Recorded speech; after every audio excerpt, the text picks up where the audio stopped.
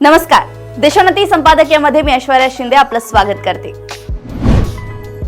माजी पंतप्रधान डॉक्टर मनमोहन सिंग यांच्या निधनानंतर त्या समाधी स्थळावरून अनावश्यक राजकारण सुरू असल्याचं दिसतंय। डॉक्टर सिंग यांच्यावर अंत्यसंस्कार करण्यापूर्वी त्यांचे अंत्यसंस्कार अशा जागी करावे की तिथे पुढे त्यांची समाधी बांधता येईल, अशी मागणी काँग्रेस नेते राहुल गांधी आणि अन्य अनेक विरोधी नेत्यांनी केली होती। परंतु समाधी स्थळ निश्चित करण्याची एक प्रक्रिया आहे, त्याला वेळ लागेल असे सांगत सरकारने डॉक्टर सिंग यांच्यावर निगमबोध घाटात अंत्यसंस्कार केले। डॉक्टर सिंग यांचे उचित स्मारक व्हावे ही मागणी तशी योग्यच आहे, परंतु त्या मागणीच्या माध्यमातून केले जात असलेले राजकारण फारसे योग्य नाहीये। देश आर्थिक संकटात असताना सुरुवातीला अर्थमंत्री म्हणून आणि पुढच्या काळात सलग 10 वर्षे पंतप्रधान म्हणून डॉक्टर सिंग यांनी जे काही योगदान या देशासाठी दिले त्याचे मूल्यमापन कोणत्याही भौतिक वास्तूच्या स्वरूपात होऊ शकत नाही। अर्थात पुढे यथावकाश डॉक्टर सिंग यांचे उचित स्मारक उभे केले जाईल, परंतु सध्या स्मारकाला सरकारने जागा दिलेली नाही असे म्हणत आदळआपट करणे योग्य दिसत नाही। खरे तर स्वतः डॉक्टर सिंग आणि त्यांचे कुटुंबीय अतिशय साधेपणाने जगले। आपण पंतप्रधान असल्याचा बडेजाव कधीच डॉक्टर सिंग यांच्या वागण्यातून दिसला नाही, तर कधीही त्यांच्या कुटुंबियांनी तसा बडेजाव केला। डॉक्टर मनमोहन सिंग यांनी आपल्या उभ्या राजकीय आयुष्यात कधीही विरोधासाठी विरोध असे राजकारण केलेच नाही। 1991 मध्ये त्यांनी अर्थसंकल्प सादर केल्यानंतर तत्कालीन विरोधी पक्षनेते अटल बिहारी वाजपेयी यांनी त्या अर्थसंकल्पाची अक्षरशः चिरफाड केली होती। त्यामुळे दुखावलेल्या डॉक्टर सिंग यांनी मंत्रिपदाचा राजीनामा देण्याचा निर्णय घेतला।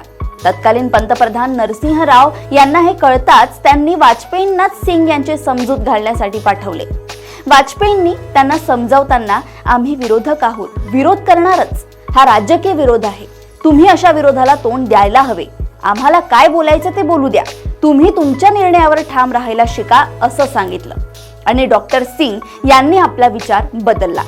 दिल्लीतील एका अर्थविषयक चर्चा समारंभात डॉक्टर सिंग यांच्या उपस्थितीतच एका तरुण प्राध्यापकाने सरकारच्या आर्थिक धोरणावर अत्यंत तीव्र शब्दात टीका केली, परंतु त्या तरुणाची योग्यता ओळखून पुढे डॉक्टर सिंग यांनी त्याच तरुणाला सुरुवातीला देशाचा अर्थ सल्लागार आणि पुढे रिझर्व्ह बँकेचे गव्हर्नर म्हणून नेमले। वैयक्तिक राग लोभाच्या पलीकडे जाऊन देशाच्या हिताचा विचार करणाऱ्या काही मोजक्या नेत्यांमध्ये डॉक्टर सिंग यांचा समावेश होतो। योग्यतेला कोणतीही मर्यादा असू नये असे प्रांजळ मत असणाऱ्या डॉक्टर सिंग यांच्या स्मारकाची मागणी करताना ते शीख होते हा मुद्दा उपस्थित करणे त्यामुळेच अप्रस्तुत ठरते। वास्तव तर हे देखील आहे की काँग्रेसने त्यांच्या योग्यतेला अपेक्षित सन्मान दिला नाही। डॉक्टर सिंग यांच्या मंत्रिमंडळाने पारित केलेला अध्यादेश जाहीररित्या फाडण्याची राहुल गांधींची कृती असो अथवा सोनिया गांधी यांच्या अध्यक्षतेखालील राष्ट्रीय सल्लागार परिषद यामुळे सिंग यांचा अधिक्षेप होत गेला हे अमान्य करता येणार नाही।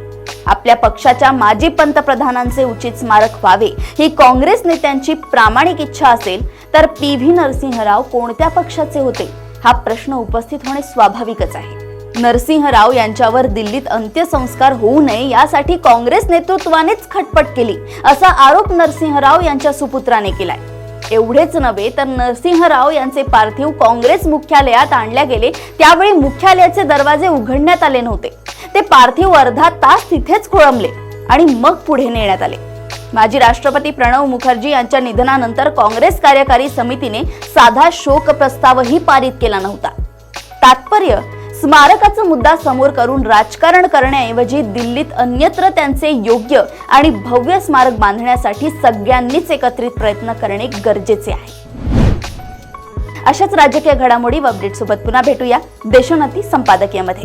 बघत रहा देशोन्नती। नमस्कार। ठळक घडामोडींसाठी देशोन्नती न्यूज चॅनलला सबस्क्राइब करा आणि बेल आयकॉन प्रेस करा।